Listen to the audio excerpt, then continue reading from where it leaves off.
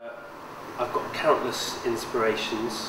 I've actually got a long list that I call my dictionary of heroes, and any time I come across a piece of work or a person or anything like that that inspires me, I add it to the list. So it's actually something like my sketchbooks and diaries, something I just sort of keep going back to and keep almost measuring it against present experience to see, okay, well, something I read 4 or 5 years ago might come in useful for what I'm doing now.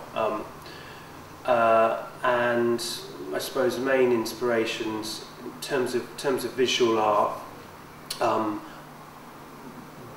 I love old masters like Rubens and Rembrandt, and in the contemporary field, Jeff Wall is a huge inspiration to what I'm doing now, albeit on a much smaller budget.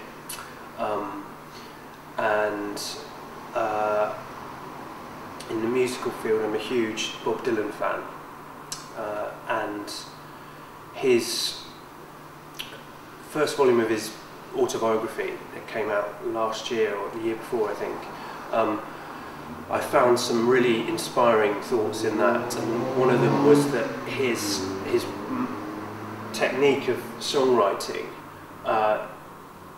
is never to start from scratch. He basically takes an existing model, an existing song by somebody else, which has inspired him and is moving around in his head, and he goes over not necessarily the melody. He's much more concerned with words, but he'll go over those words again and again until they somehow start changing into his own words.